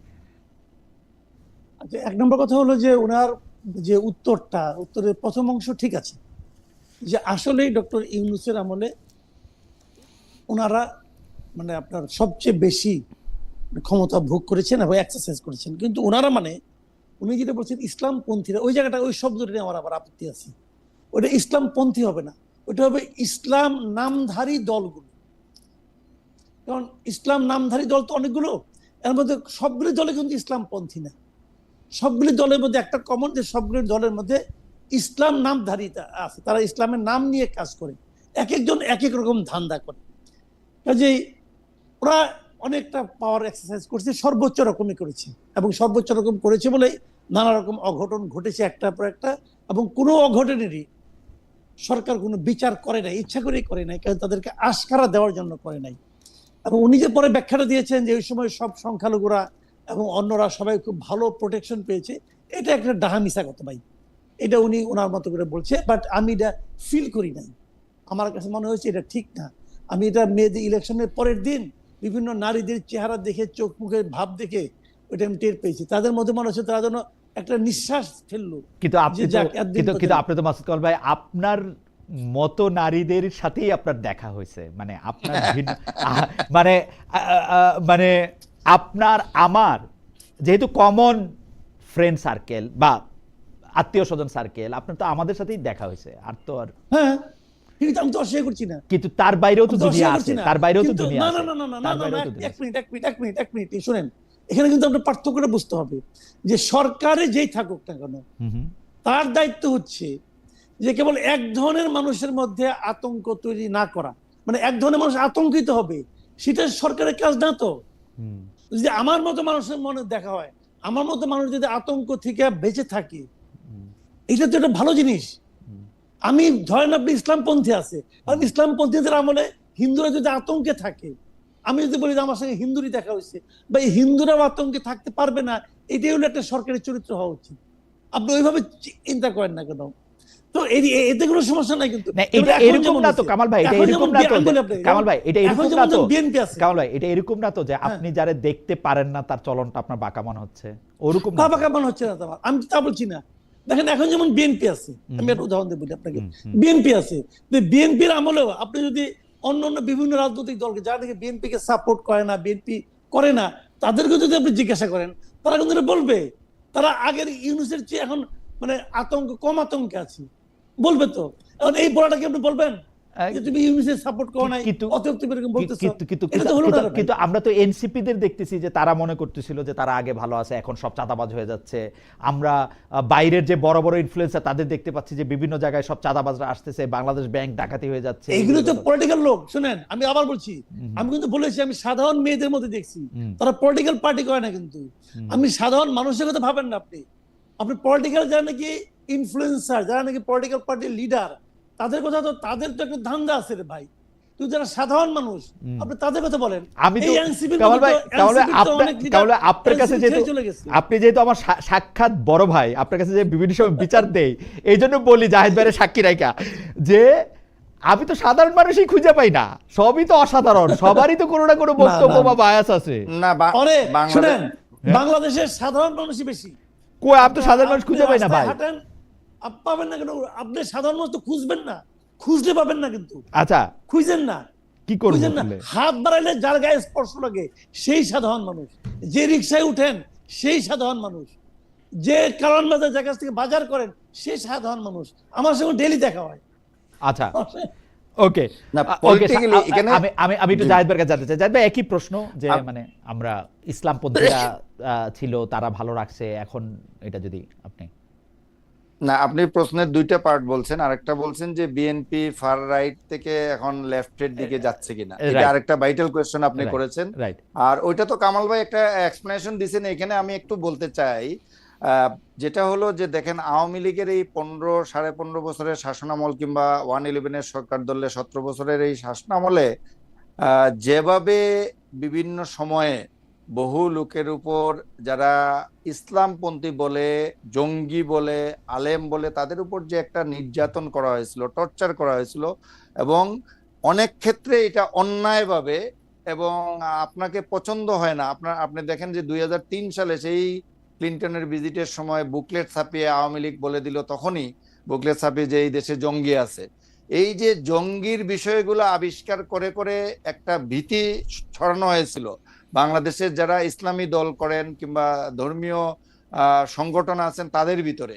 আমি বলি না এখানে উগ্রপন্থার কিছু কিছু লোকজন হয়তো ইনভলভ ছিল, খুবই নগণ্য সংখ্যায়, কিন্তু এর বাইরে এটাকে কেন্দ্র করে আরো বহু লোককে এগুলোর সাথে জড়িয়ে ফেলা হয়েছিল। আর দল হিসেবে যদি বলি যে জামাতে ইসলামকে তো নিষিদ্ধ করে ওই পর্যায়ে রাখা হয়েছিল। আমার ধারণা মামুনুল হক সাহেব ওই কথাটি বলতে গিয়ে উনার নিজের এক্সপিরিয়েন্সের কথা ওনার আছে, উনাকে যেভাবে হেনস্থা করা হয়েছে, তো এই সবগুলো বলতে গিয়ে উনি হয়তো বলেছেন যে ওই সময় থেকে মুক্তি পেয়ে জুলাই অভ্যুত্থানে এর পরে ওই অবস্থা থেকে মুক্তি পেয়ে যারা ধর্মীয় সংগঠন, রাজনৈতিক দল কিংবা বাইরের আলেম সমাজ, তারা একটা নিঃশ্বাস ফেলে একটা ভিন্ন একটা পরিবেশে তারা এই সময়টা পার করতে কিন্তু জাহিদ ভাই, পেরেছে। আমরা কি, আপনি যেহেতু 2003-এর কথাটা তুললেন, সেহেতু আমি বলি বিএনপি শাসনামলে কি বারবার সেই 2001 থেকে 2006 সালের বিএনপি সরকারকে নানা রকম সিদ্ধান্ত নিতে হয় নাই? আপনি যেটাকে জঙ্গি উত্থান বলেন সেই জায়গাটাকে আমি যদি আলাদা করে রাখি, আমরা কি বাংলা ভাই এই শায়েক আব্দুর রহমানরে দেখি নাই? আমরা কি দেখি নাই 63টা জেলায় একসাথে বোমা ফাটানো? আমরা কি অনেকগুলি সিনেমা হলে বোমা দেখি নাই? আমরা কি টার্গেটেড ভাবে আদালতে বোমা মারা দেখি নাই? মানে বিএনপি আমলে, আমি 2001 থেকে 2006 বলতেছি, আমি খুব ক্যাটাগরিক্যালি বলছি 2001 থেকে 2006 বলতেছি।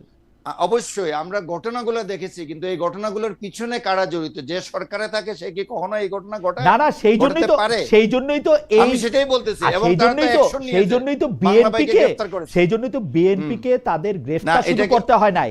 এই জঙ্গিদের বা কথিত জঙ্গিদের বিরুদ্ধে বিএনপিরই প্রথম ব্যবস্থা নেওয়া হয়েছে। র‍্যাব গঠনের একটা প্রাথমিক কারণও সেটা ছিল, কন্ট্রোল করা যাচ্ছিল না। র‍্যাব গঠনে শুধু জঙ্গি না, যাই হোক, আমি শুধু জঙ্গির কথা বলতেছি না, আমি বলতেছি অনেকগুলি কারণের একটা সেটা ছিল। আপনার মনে আছে জাহিদ ভাই, আপনার মনে আছে যে আমি ওইখানে গেছিলাম, জাহিদ ভাই আমি ওইখানে গেছিলাম, ময়মনসিংহে যখন সিনেমা হলে বোমা মারা হইলো একসাথে বাংলাদেশে, আমি মাঠে রিপোর্টার হিসেবে আমি সেখানে গেছিলাম, সেখানে কিন্তু ঘোষণা দিয়ে বলা হয়েছে যে সিনেমা হলে যে যাবা বোম মারা হবে। হ্যাঁ, এইরকম কথা আছে না, কিন্তু আমি যেটা বলছি যে আমি তো এই জন্য বললাম যে এরকম ঘটনা যে কিছু ঘটে নাই সেটা কিন্তু না, কিন্তু এইটাকে ফুলিয়ে ফাঁপিয়ে রাজনৈতিক স্বার্থ হাসিলের জন্য, ক্ষমতায় টিকে থাকার জন্য আওয়ামী লীগ এটাকে যেভাবে ব্যবহার করেছে, এটা অনেক এক্সেসিভ করেছে। আপনি এটার প্রমাণ রিসেন্টলি আমরা অনেকগুলো নিউজও করেছি, কয়েকটা ঘটনা তুলে ধরে যে কিভাবে আপনার এই জাহাজবাড়ির ঘটনাটা সাজানো হয়েছিল। এইটাকে অনেকগুলো ঘটনায় তারা এরকম করেছে। এইটা গেল একটা দিক। আরেকটা দিক আপনি যেটা বলছেন এটা নিয়ে বললাম যে বিএনপির অবস্থান ফার রাইট এবং লেফটের দিকে যাচ্ছে কিনা, এটা নিয়ে আপনি যদি সময় থাকে আমি 2-3 মিনিট সময় একটু নিতে চাই। আপনি 2 মিনিট বলেন, আমরা একটু কামাল ভাইকে একটু শেষে বলতে আচ্ছা 3 মিনিট সময় দিন। আমরা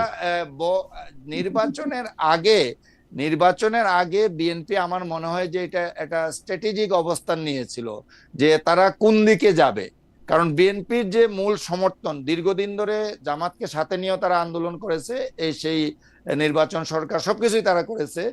ওইখানে বিএনপির জন্মলগ্ন থেকে এখানে একটা রাইটিস্ট গ্রুপ, রাইটিস্ট বলা হয়েছিল, একটা লেফটিস্ট বলা হয়েছিল, এটাকে সমন্বয় করে এই জিয়াউর রহমানের শাসনামল থেকে শাহজিদ যেমন ছিলেন, মশিউর রহমান জাদুমিয়াও ছিলেন, আব্দুস সাত্তারও ছিলেন, জন্মলগ্নে আপনি লেফটেন্যান্ট মুস্তাফিজ ছিলেন, বি চৌধুরী ছিলেন। এইভাবে যদি আমি একজন করে ডাইনে বায়ে বলি অনেকগুলো নাম বলতে পারবো।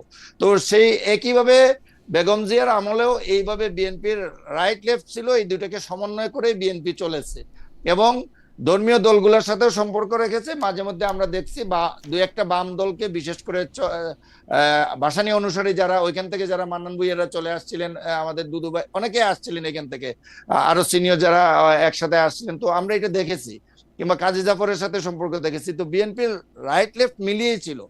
আমার যেটা মনে হয়েছে যে এই সর্বশেষ 1 সালে ক্ষমতায় আসার পর এখানে বিএনপির ভিতরে যারা সমর্থন করেন বিএনপি, এই সমর্থকদের ভিতরে একটা বড় অংশ ছিল যারা ধর্মকর্ম করে, রাইটিস্ট, আপনার সোজা কথায় বললে, এক লাইনে বললে এটাই যে রাইটিস্ট লোকদের একটা বড় অংশ বিএনপির সাথে ছিল। এইটা থেকে নির্বাচনের আগে হয়তো তারা কৌশলগত কারণে তারা এটা মনে করেছে জামাতে ইসলামী আসলে এখন আলাদা করে আমাদের নির্বাচন করতে হচ্ছে, ভিন্ন একটা প্রেক্ষাপট, সো ওই ভোটটা আমার ভাগাভাগি হয়ে যাবে। আমি অ্যান্টি ইন্ডিয়ান কথাবার্তা বিএনপির মুখে অনেক কম শুনেছি, অতীতে যেমনটা আমরা শুনতাম, নির্বাচনের আগে শুনি নাই। তারপরে ধর্মীয় বিয়েদের বিরুদ্ধে কিংবা ওই সাইডের লোকজনকে আপার হ্যান্ডে রাখতে আমরা দেখি নাই।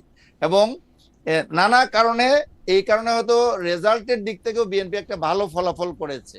যারা জামাতকে পছন্দ করে না এই পুরো ভোটটাই তাদের দিকে টানতে পেরেছে। অনেকে এই কথাও বলেন যে হিন্দু যারা ভোট দিতে গেছে, আমাদের সনাতন ধর্মীয় লোকজন তারা ভোট দিতে গেছে, যারা বলা হয়ে থাকতো যে তারা আওয়ামী লীগকে সাধারণত বেশি অংশ ভোট দিত অতীতে, তারা যে অংশটাই গেছে তারা বিএনপি কে হয়তো ভোটটা বেশি দিয়েছে। আবার আওয়ামী সমর্থক যারা আছে, আমি শেষ করে নিচ্ছি, আওয়ামী সমর্থক যারা আছে তারাও হয়তো যারা ভোট দিতে গেছে যে অংশই গেছে, এটা 5% হোক আর 10% হোক, তাদের 25%-এর ভিতরে এই ভোটগুলো বিএনপি ক্যাশ করেছে, তাদের বাক্সে ঢুকিয়েছে। ঢুকার পরে তারা এরকম একটা ল্যান্ডস্লাইড বিক্রি নির্বাচনে পেয়েছে। অথবা তারা হয়তো ভোট দিতেই যেত না, কিছু ভোটারকে বাড়তি নিতে পেরেছে ভোট কেন্দ্রে। কিন্তু এখন এসে তো আমরা দেখছি, আমি যদি তাদের পুরানো পরিচয়গুলো দেখি, আপনি যেমনটি বলছেন যে আমরা তো বিএনপির স্ট্র্যাটেজিক অ্যাডভাইজার যাকে দেখছি, ওনার ব্যাকগ্রাউন্ড তো আমরা জানি, আপনি চিনি, টক শোতে দেখা হয়, ডক্টর জাহিদুর রহমান বিএনপির কিন্তু প্রধানমন্ত্রী, আমি বিএনপির না, আমি বলছি একবারে সরকারেরই স্ট্র্যাটেজিক অ্যাডভাইজার। তো এইরকম আরো কয়েকটা জায়গায় পোস্টিং আমরা দেখছি। তো মনে হচ্ছে এটা দেখে যে বিএনপি হয়তো বা কিছুটা অবস্থার কারণে চিন্তা করে একটা অবস্থান তাদের পরিবর্তন করেছে। জাহিদ ভাই আপনাকে ধন্যবাদ। কামাল ভাই, আমি আপনার কাছ থেকে এখন একটু আধ্যাত্মিক যে আপনি আসলে আগামী 2 বছর বা 5 বছর কেমন দেখেন?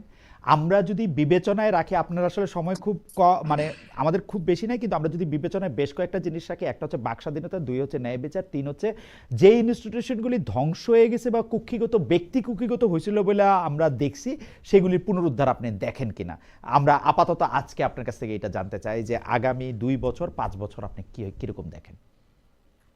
দেখেন, আমরা যদি ওভাবে ধরি, সরকারের মাত্র আমরা সকালটাও দেখি নাই, কিন্তু এখনো মানে সকাল দেখতে গেলে আরো সময় লাগে, অল্প একটু সময়, মাত্র এখনো 20 দিনও হয়নি এই সরকার এসেছে। এর মধ্যে আমি এই সরকার প্রধানের বেশ কিছু পদক্ষেপ দেখেছি, যেগুলো আমার কাছে একটু নতুন পদক্ষেপ, নতুন এবং ইতিবাচক পদক্ষেপ মনে হয়েছে। এটা যখন দেখি তখন একদিকে আনন্দিত হই, একদিকে আশান্বিত হই, আবার আরেকদিকে হতাশ হই। এই কারণে উনি যা কিছু করেছেন, যা কিছু দেখিয়েছেন, উনি কার জন্য দেখিয়েছেন, আমার বক্তব্যটা এখানে। যেমন ধরেন, উনি বলছেন উনি সরকারি গাড়ি নেবেন না, সরকারি তেল ব্যবহার করবেন না, সরকারি গাড়ির চালক নেবেন না। সরকারি তেল কতটুকু? দিনে 18 লিটার তেল পান একজন মন্ত্রী। 18 লিটার তেল উনি নিবেন না, এতে কি আমার অর্থনীতি চেঞ্জ হয়ে যাবে? হবে না। কিন্তু উনি এটা বলেছেন কেন? উনি বলেছেন, উনি একটা এক্সাম্পল ক্রিয়েট করতে চেয়েছেন। উনি বলতে চেয়েছেন, আমরা সরকারে এসেছি, আমরা জনগণের কাছ থেকে নেওয়ার জন্য আসি নাই, কিছু দেওয়ার জন্য এসেছি। এই এক্সাম্পলটা উনি ক্রিয়েট করতে চেয়েছেন, যারা কি আমাদের কাছে দেখা একমাত্র উদাহরণ। এর আগে আমরা এরকম দেখিনি কোন প্রধানমন্ত্রী এরকম বলেছেন যে উনি এটা করেছেন। কিন্তু লাভটা কি হলো? মানে কি, ওনার কোন মন্ত্রী, একজন মাত্র মন্ত্রী ছাড়া আর কোন মন্ত্রী তো এটা অনুসরণ করলেন না। অথচ দেখেন, আমরা যদি হলফনামার দিকে তাকাই, ওনার সকল মন্ত্রীর অর্থনৈতিক অবস্থা ওনার চেয়ে বেটার, এবং এই সকল মন্ত্রীর নিজস্ব গাড়ি আছে, এবং সেইগুলি অনেক বিলাসবহুল গাড়ি। উনি সরকারি গাড়ি ব্যবহার করে কি করবেন? ওনার তো নিজেরই গাড়ি আছে, এইটা ওনার জন্য কিচ্ছু না। কিন্তু ওনারা এটা ত্যাগ করলেন না কেন? করলেন না এই কারণে যে ওনারা তো বলতে পারতেন আমার প্রধানমন্ত্রী নিবে না, আমরাও কেউ নিব না। ওনারা তো বলতে পারতেন। কেন কয় না জানেন? আমি বলি কেন কয় না। সংসদ সদস্য হিসেবে শপথ নেওয়ার পরেই ওনারা সবাই মিলে বললেন, সিদ্ধান্ত নিলেন না যে আমরা প্লট নিব না, ট্যাক্স ফ্রি গাড়ি নিব না। সবাই কিন্তু রাজি হয়ে গেছে। রাজি হওয়ার পর এদের মধ্যে অনেকে আফসোসের সীমা নাই, হৃদয়টা ভেঙে গেছে, যেটা কি করলাম, না করে কোনো উপায় ছিল না, সবার সামনে তো না করে কোনো উপায় ছিল না। কিন্তু এখন ওই ভুলটা তারা দ্বিতীয়বার আর করতে চাচ্ছে না। তারেক রহমান বলছে বলুক গা, তাতে কি আসে যায়, আমি এটা মানতাম না। এই যে সংকীর্ণতা না, কিন্তু এই যে কামাল ভাই, মানসিক দারিদ্র্য, কামাল ভাই, আমার একটা কথা কোন তো, আমি মন্ত্রী হইলে গাড়ি নিমু না, তেল নিমু না, সারাক্ষণ আপনার সমালোচনা শুনবো, 36 ঘন্টা কাজ করবো, আমার মন্ত্রীটা হয়ে লাভটা কি? আমি মন্ত্রীটা হবো কেন? আমি আপনার এই সার্ভিস কেন দিমু? 22 ঘন্টায় সার্ভিস আপনি কেন দিমু? রাখেন রাখেন রাখেন, আমি খালেদ বলছি, আপনি খুব ভালো পয়েন্ট ধরছেন। তার মানে আমার লাভটা কি? হ্যাঁ, আমার লাভটা কি আছে ভাবেন, কিন্তু আপনি কিন্তু লাভের কথা ভাবছেন। আপনি লাভে, এবং সেই আমি তো এটা চাকরি হিসেবে দেখতেছি কামাল ভাই, আমি তো এটা চাকরি হিসেবেই দেখবো। আপনি দেখেন চাকরি হিসেবে, কারণ আপনি সারা জীবন চাকরি করছেন, সমস্যা নাই। আমিও চাকরি হিসেবে দেখি, আমি চাকরি হিসেবে শুনেন, আমিও চাকরি হিসেবে দেখি বলেই, হ্যাঁ, আমিও চাকরি হিসেবে দেখি বলেই আমি কিন্তু আমাদেরই বন্ধু কলিগ জাহিদ যখন নাকি প্রতিমন্ত্রীর মর্যাদায় গেল, তখন আমি কিন্তু অবাক হয়েছি। এই যে চাকরি হিসেবে তার ভালো না, চাকরি হিসেবে জাহিদ যা ইনকাম করতে ইউটিউব থেকে, তার 4 ভাগের 1 ভাগও সেখানে পাবে না। কিন্তু আমি তো আমার মতো অবাক, কিন্তু ও তো অবাক হয় নাই, কারণ ওর তো অন্য উদ্দেশ্য, আমার উদ্দেশ্য মিলে না। এই জন্য আমি আপনি কিন্তু চাকরি হিসেবে বিচার করি। বাট যিনি মন্ত্রী হবেন, আমি কিন্তু মন্ত্রী যিনি হন তাকে তো আমি একজন চাকরিজীবী মনে করি না। আচ্ছা, তারেক রহমান কি চাকরি মনে করে? বুঝান তো ভাই আপনি আমাকে। আচ্ছা, প্রধানমন্ত্রীটা চাকরি প্লাস, প্রধানমন্ত্রীটা চাকরি প্লাস, তাহলে আমার কথা কিন্তু ওইটাই, উনি যে এক্সাম্পলটা, আমার মূল যে কথাটা, মূল পয়েন্টে আসেন, মূল পয়েন্টটা হলো যে উনি যে এক্সাম্পলটা ক্রিয়েট করতে চাচ্ছেন, এটা কিন্তু একটা মানসিকতার ব্যাপার না। এই মানসিকতা আমাদের মন্ত্রীদেরকে টাচ করে না। এবং উনি যখন বলেন যে উনাকে অভ্যর্থনা জানানোর জন্য 4 জনের বেশি যাওয়ার দরকার নাই, এটা কিন্তু একটা মানসিকতা। আমি বলতে চাচ্ছি, উনি যখন বলেন যে সভামঞ্চে এত বড় রাজকীয় চেয়ার রাখার দরকার নাই, এগুলি ভালো, এটা একটা মানসিকতা। উনি যখন একজন বয়স্ক লোককে চেয়ার এগিয়ে দেন, ওটা একটা মানসিকতা। এই মানসিকতা যদি ওনার মন্ত্রীদের টাচ না করে, ছোট ছোট ক্ষেত্র, এগুলি কিন্তু খুব ছোট ক্ষেত্র, এইগুলি করার কোনো ব্যাপারই না। এই ছোট ছোট ক্ষেত্র যখন ওনার মন্ত্রীরা ওনাকে অনুসরণ না করেন, তখন আমি মনে করবো উনি যখন বলেন যে আমি দুর্নীতির গলা টিপে ধরবো, ওই বড় মানসিকতা ওনার মন্ত্রীদের টাচ করবে না, এবং ওই জায়গাটাতে আমার আতঙ্ক। Thank you so much. আচ্ছা, আমরা অনুষ্ঠান শেষ হওয়ারও সময় পার হয়ে গেছে, কিন্তু জাহিদ ভাইকে দেখে মনে হচ্ছিল যে জাহিদ ভাই উসকুস করতেছে, কিছু একটা কি বলবেন জাহিদ ভাই? 30 সেকেন্ড। না না না, কামাল ভাই অতি চমৎকার একটা, আরেকটু বেশি সময় দেন, কারণ এটা তো একটা ভাইটাল জিনিস। না জাহিদ ভাই, আরেকদিন কথা বলবো, একটু সময় দেন। জাহিদ ভাই আরেকদিন বলবো। একটু আচ্ছা, আমি একটু বলে দিই, তারপরে শেষ করে দেন। যেটা হলো, দেখেন কামাল ভাই যা বলছেন, আমি ওনার সাথে এই জায়গাটুকু পুরোটাই একমত। উনি যা বলছেন, আরো এক্সাম্পল দেয়া যাবে যে জনাব তারেক রহমান প্রধানমন্ত্রী হিসেবে চেষ্টা করছেন কিছু এক্সাম্পল সৃষ্টি করার, এবং এটা অন্যরা যদি অনুসরণ করে, এটা আর্থিক বিবেচনায় তেমন কিছু না, কিন্তু এইটা অনুসরণ করলে এটার একটা বড় ধরনের ইম্প্যাক্ট সমাজের মধ্যে ফেলতে পারে।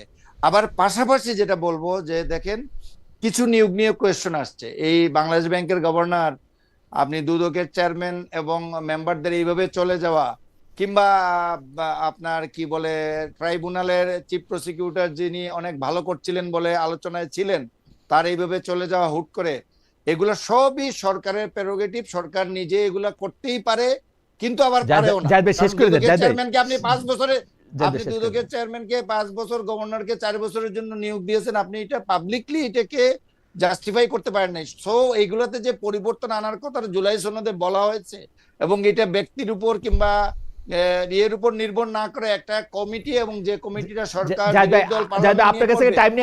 জাস্টিফিকেশনটা তুলে আসে। এই জন্য আমার মনে হয় যে এই ছোট বিষয়গুলোর পাশাপাশি ওই বড় বিষয়গুলোতেও সরকারের দৃষ্টি দিতে হবে, তাহলে দিন শেষে কিন্তু এটা পজিটিভ হবে না।